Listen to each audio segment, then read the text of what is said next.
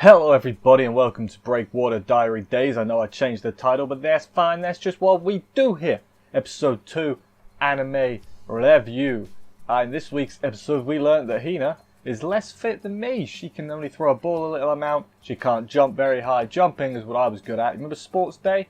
You had that at school, that was the jumps were what I could do. High and long jump, that's what I was good at. Hina, however, not good at that. She's probably good at not really sure. We also learned how to not thread a rod, do a cast a rod. There we go. Fishing is, it's amazing how I came out of this being like, man, fishing sounds awesome. I want to go fishing.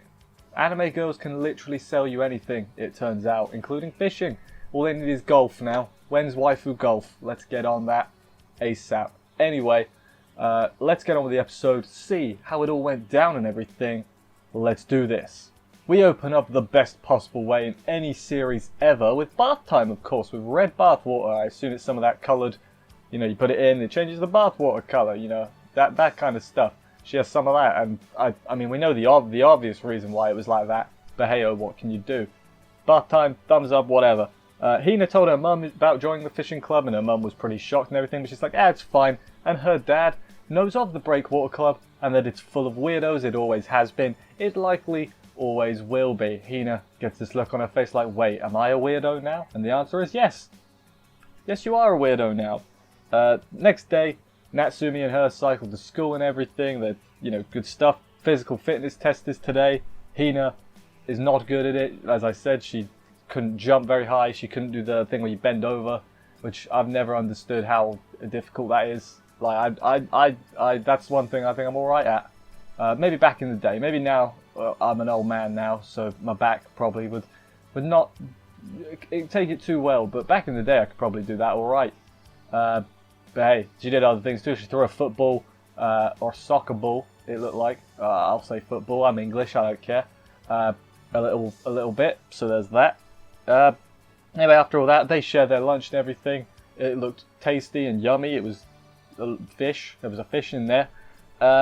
Anyway, then they go to the club room after school. They have to cycle about a bazillion miles, which is a long time, by the way, to get to the club room, because obviously the school's over here, the pier is over there. We got to get over there. Obviously, easy to understand.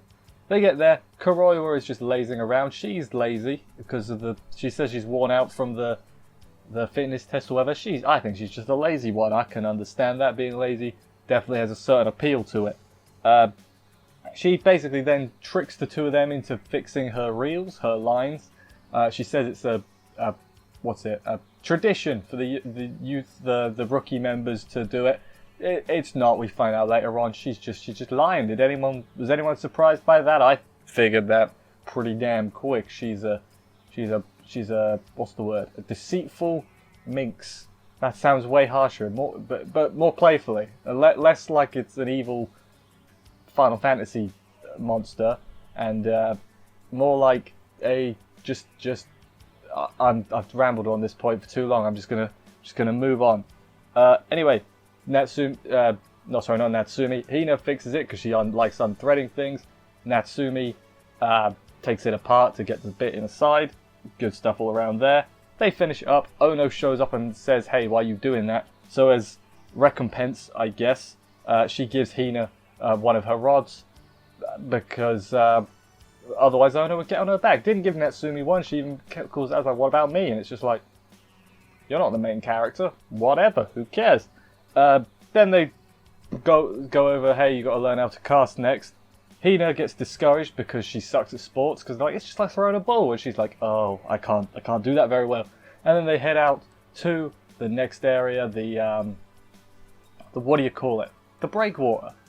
They start up by explaining how to do casting, which is pretty vital. If you ever want to go fishing, maybe I should write it down in case I think I would like to go fishing at some point. Maybe just once, just to see how it is.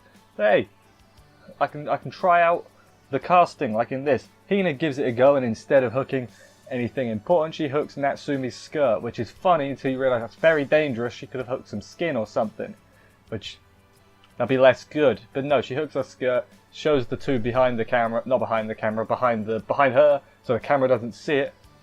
Her underwear, which At least they're not going full fan service, you know, that would be kind of weird. That would make this show turn a very different direction. So glad they're not. I don't mind fan service, but would be a bit weird in this show, I will say. Anyway, Ono then tries to explain what to do to Hina, but she uses about 17 fake words. So yeah, no wonder Hina was confused. I was confused also.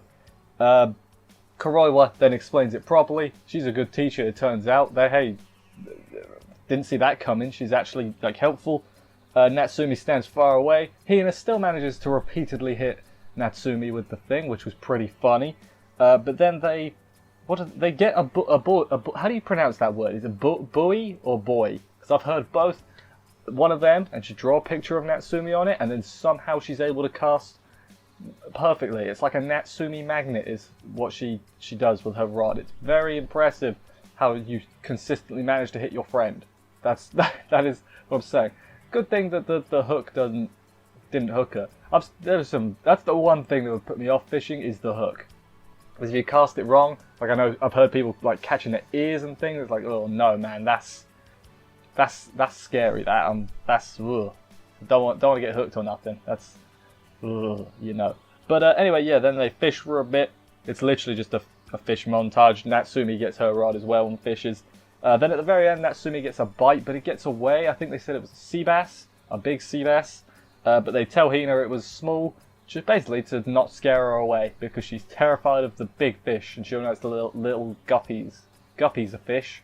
I think I got that right, guppies. And then at the very end, Natsumi scares her with a picture. They say they're going to go get flatheads tomorrow, whatever they are. And then Natsumi shows her a picture, not of a flathead, but she says it was a flathead. It was like some sort of shark. Oh no, corrected. Corrected? Yeah, we'll say corrected her. And yeah, that was the end of the episode. I enjoyed it. It's just relaxing to watch.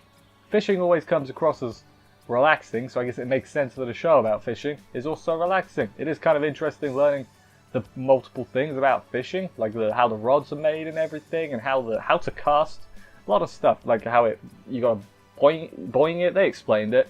They explained it a lot better than I do. Kuroiwa is a way better teacher than I could ever be. So there is that. Anyway, I can't think of too much else to say. That's the thing about this show. There's not too much to say about it. It's enjoyable. I'm definitely enjoying it. Looks like also from the ending, I actually watched it this time, there's like a teacher character, maybe a club advisor or something. That would make sense. So we got that coming up at some point, I assume. Anyway, I'll wrap up here. Thank you everybody for watching this review. I hope you enjoyed it. If you did, please consider subscribing and stuff for more reviews. That would help me out greatly. I will see you next week for another episode of this. And bye, guys.